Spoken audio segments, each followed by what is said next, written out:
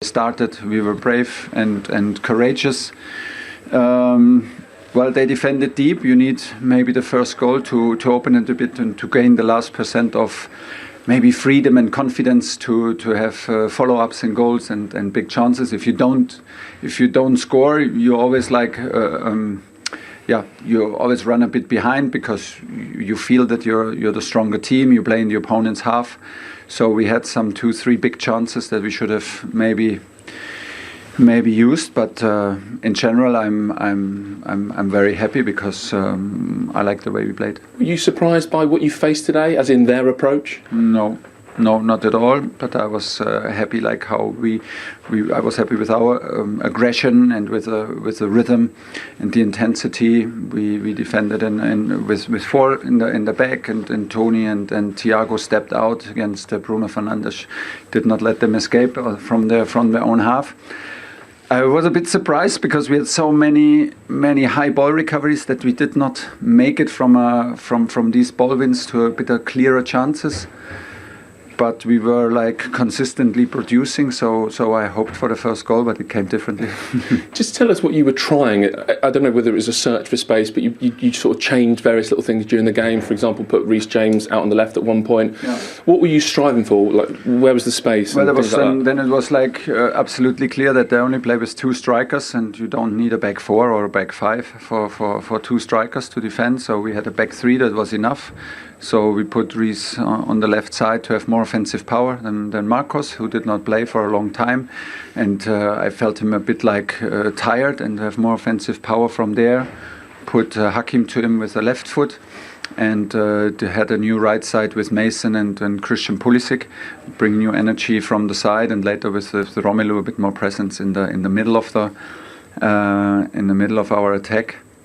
Could have worked out. Was a nice piece of play in the very last minute between Hakim and a fantastic run of Christian, I think, and a good delivery.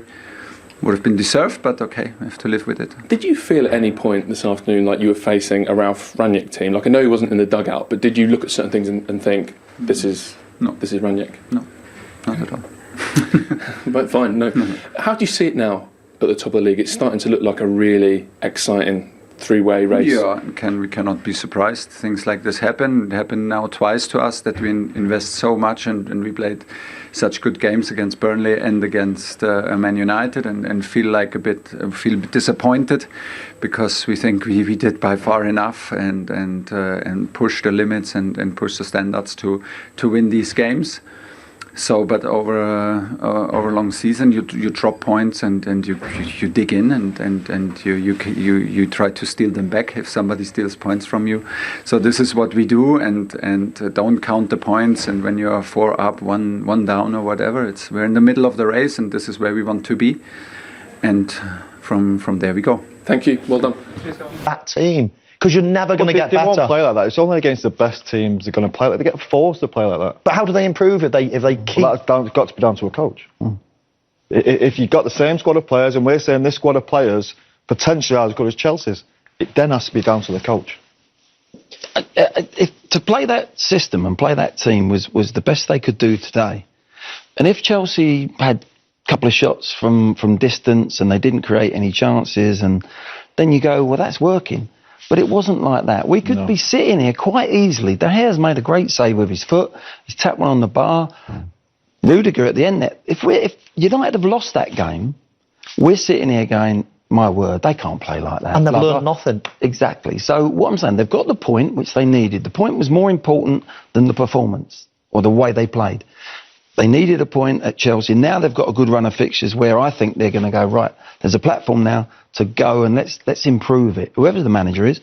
But at this moment in time, they were very, very close. I mean, the first goal doesn't happen normally. That's a schoolboy error from Jorginho. They break away and they get themselves 1-0 up. You know, half-time, there's no way they'd have been sitting there thinking we're going to go 1-0 up in this game the way we're playing. They'd only had 2 touches in Chelsea's box in the first half. And those touches are not possessions. They're probably a flick off somebody's toe. That was their performance up until half-time. They're now 1-0 up. They get the result. But they cannot play that way and expect to actually progress back to the United where they want to be. and it's going to take time. But it's. I don't think United fans will stand for that against lesser teams. They won't. No, there's no way they will. And that's my point. Is that's the way. With this squad of players, that's the way they have to get points against the big teams. It's the only way they could do it. They can't go toe-to-toe with them. Now, they'll go next week and they'll play against... Well, Thursday night is Arsenal, for instance. Yeah. So what would you do differently on Thursday to what we saw today? We'll play centre-forward for a start. I think Cristiano will play. I think the two wide players will still probably play. Possibly play two of the midfield players instead of three of them. So Fernandes comes in as well, instead of a Matic or Fred. And they've been more attacking, but Arsenal are nowhere near the quality of Chelsea. They're nowhere near the quality of Liverpool. They're nowhere near the quality of Manchester City. I think that's a terrible result today for Chelsea. I think it's a shocking result for them at home, going for the league against a United team who have been battered, really battered the last 4 or 5 weeks. I think it's a terrible result for Chelsea. It is, yeah. No, definitely. If they're going for the chance to winning the league, of course it is. But the way they played, I don't think Tuchel would be too upset about it. No. That cutting edge of getting people in the box. If Lukaku's flying and he's fit, maybe he scores 2 tap-ins. They could have easily won that game, Chelsea. Easily won that game. Playing not so great. You can't turn around and say United could have easily won that game. No way. It was by hook or by crook they were going to get a result. Look at the goal that they did score. And if Rudiger puts that in at the last kick of the game, then that's fouled. Has that fouled? The way United went out to play? We're saying they've got their point. They've got their point. They're a little bit fortunate, in my opinion. But going forward, they have got to get a template to play. With the players they've got, they should be playing. They should be closer to them top teams. They should be closer to Chelsea at this moment in time. We're talking, I know Ali's gone, but we're talking 3 years down the line. And I don't see the progression that should have been there. Do you think the quality's in the squad, Glenn? I think that, look at the quality they've got in that squad. Players, just think about them. I know there's a few injured, but if you've got Pogba, Fernandes, you've got Ronaldo, Cavani, my word, there's young talent as well coming through. Sancho, Greenwood. And my worry is we keep saying we think they've got the talent, we think they've got the squad to challenge. We've said that for probably 6 or 7 months now. We said they finished second last year. They finished second, I know, yeah. It was a funny league last year, wasn't it, with COVID and stuff. But yeah, of course they finished second. They got to Europa League final. Probably not where they want to be, and they failed to win it. But my worry is we keep saying we think we've got a squad to challenge, and it's okay saying it. They've got to go out and prove it. Yeah. A lot of these players have not won a thing. Cristiano's won, Cavani's won, I'm sure, PSG, Varane's won. The rest of them, the young players especially, they don't even look. They haven't got close to winning. They've still got to prove that for me. But I think that if you're going to play in a more expansive way, a way that Manchester United are going to play in the future, this is what we're going to play in the future. So the new manager's going to come in and he's going to have his ideas. Right, now this is it. It might fail in certain ways, and then we can bring someone in and things like that. How can these players that you've all just reeled off, they are world class. There's some unbelievably talented players. But if you're Cristiano Ronaldo, or if you're someone playing up front today, and you've got a back four that full-backs don't move, you've got 3 sit in midfield, and then you go and say to Ronaldo or Fernando, go and do your stuff. Hang on a minute, there's 3 of us up here. We're not built to attack. So you're almost just buying brilliant players, putting them in positions, and then say, go and... if anything, you've got to be giving them the ball, play even more attacking. That's your strength. A 4-horse race. Conte. Yeah. Conte. Yeah, I think it'll be a 4-horse race this year. In fact, we all thought before everyone was saying, tell you what, this is a 4-horse race this year, and they've just fallen off straight away. Very quickly, before we hear from David De Gea, would you have enjoyed playing for Manchester United in your role today? No, you can't. Like, we were at Old Trafford for the City game the other day, and all of a sudden it's just exactly the same. They leave Cristiano Ronaldo up front on his own, and that's almost abuse. Having someone that good in your team and then playing everyone defensively and just saying, that's all right, we'll just hope that he nicks a goal, he'll end up being average. If you just keep leaving him on, or all these good players, just have 2 of them playing and everyone else is just going to defend, they'll start putting in bad performance because they've got no one to pass to, got no options. You're chipping the ball from 50 yards away when they need little pass. They need the whole team to come up and help them. It's almost abusing the good players that they've got, and that's the last thing you need to do. If anything, expose your rubbish. Go and have the ball. Go play all your best players. Get Pogba. Find ways of getting world-class players into your team. Get Pogba, get Fernandes, get Ronaldo. Get them all on the pitch as best as you can. And okay, if you let a few goals in because Bailly's not great or Wan-Bissaka or whoever it might be, then fine, you can replace them. But at the minute, all they do is, because they're nervous and scared, I find all they do is just bulk up their defensive back line with loads more sitting midfielders, loads of defenders, and then almost abuse their great players up front, leaving half of them on the bench and one or two to play. Oh, they've got no chance. Is that because they're not good enough, Michael, or because they're not coached well enough? Who the players? What do you think? Players playing today. You're here to answer the questions. What do you think? I think it's a bit of both, Steve. Do you? Yeah, because I think them 3 midfield players today. Your midfield player, your role as a midfield player is to make your team play football. Did them 3, are they good enough to make your team play good football? Not them 3, no. Not as a balance, no. It's too far the other way. Sometimes we talk about balance and you're thinking about offensive players. Oh, they can't play together, them 3 players. But today, it's the other way round.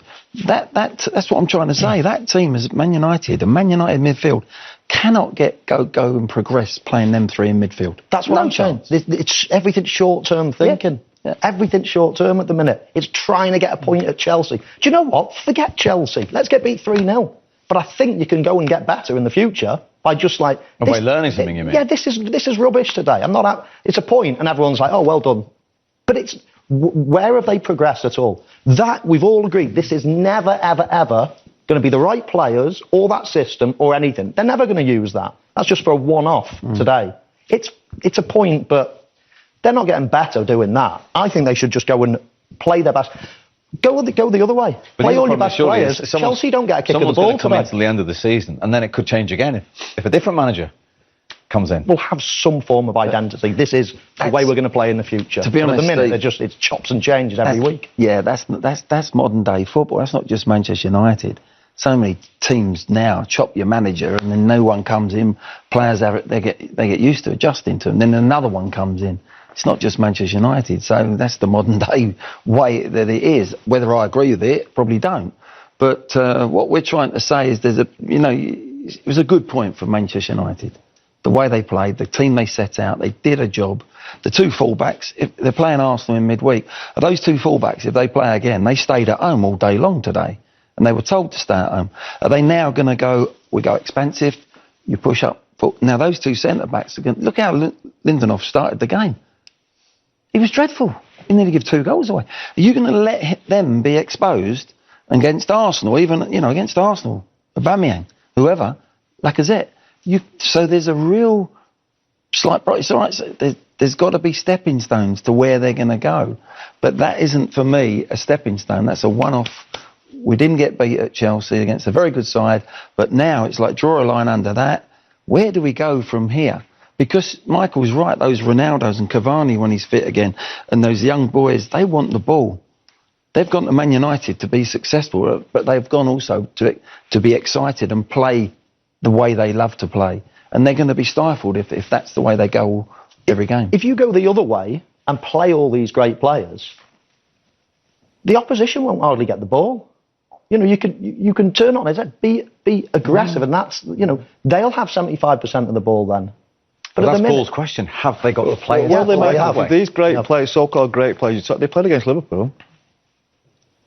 Yeah, but 2 or 3 of the great players played. They're not playing. They're not getting all the best players on the pitch. That type of performance you will get today from this group of players because they're not quite at the quality. Yeah. You'll see them next week against these teams, and they'll be brave. They'll be showboating. They'll be playing nice football. But when it comes down to the proper games, I just don't think they're quite good enough.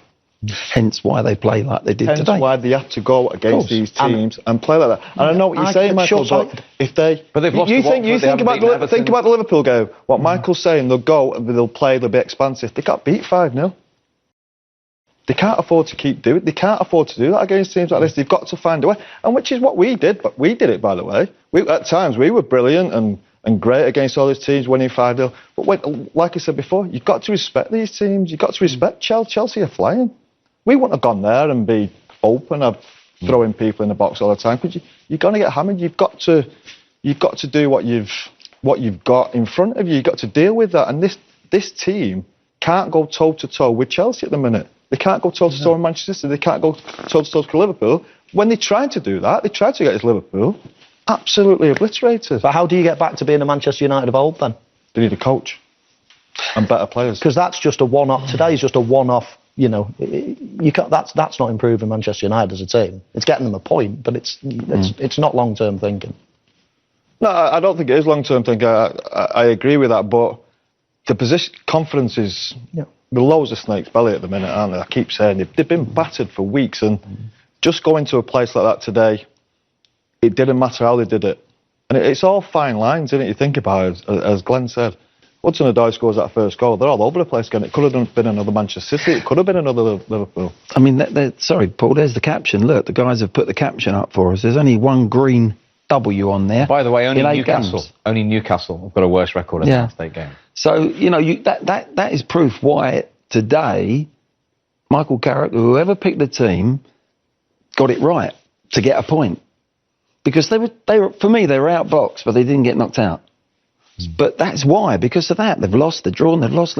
You can see it there. So it's not going to turn from that list we're seeing now to the next 8 games, win, win, win, win. Yeah. It might do. And Paul's point is the damage. You talked about that last season when they lost heavily at home to Tottenham, didn't you? The way they changed after that.